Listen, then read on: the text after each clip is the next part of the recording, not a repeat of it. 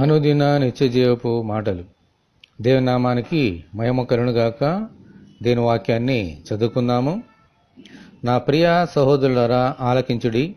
ఈ లోక విషయంలో దరిద్రులైన వారిని విశ్వాసమందు భాగ్యవంతులుగాను, తను ప్రేమించు వారికి తాను వాగ్దానం చేసిన రాజ్యమునకు వారసులుగాను ఉండుటకు దేవుడు ఏర్పరచుకొనలేదా? యాకోబు రాసిన పత్రిక 2వ అధ్యాయము 5వ వచనం. దేవుడు లోకమునెంతో ప్రేమించారు. యేసుక్రీస్తు కూడా సంఘమును ప్రేమించి తన ప్రాణమును పెట్టారు. ఈ ప్రేమలో పక్షపాతం లేదు, మోమాటం లేదు. ఆయన శిష్యులలో అర్మతయ్య, యోసేపు వంటి ధనవంతులు ఉన్నారు. ఏమీ లేని బీదవారు కూడా ఉన్నారు. పౌలు, బర్నబా వంటి పండితులు ఉన్నారు.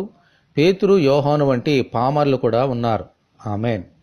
వీరినందరినీ సమానముగా ప్రేమించి వారిని ఏర్పరచుకొని దేవుని రాజ్యమునకు వారసులుగా చేశారు. హల్లెలూయా.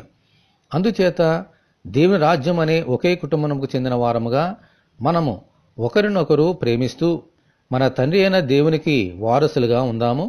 దేవునికి స్తోత్రం కలుగునుగాక. ఆమేన్. ఇటువంటి కృప కొరకు మనమందరము దేవుని ప్రార్థన చేసుకుందాము. అందరి కొరకు ప్రాణము పెట్టిన ప్రభువా, మీకు వందనములు.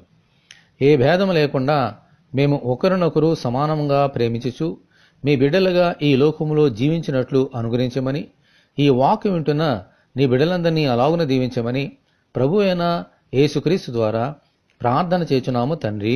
ఆమేన్. తండ్రి అయిన దేవుని నుండి, మన ప్రభు అయిన క్రీస్తు యేసు నుండి కృపయు, కనికరమును, సమాధానమును మనకు కలుగునుగాక. ఆమేన్. పరిశుద్ధ దేవుని మందిరం.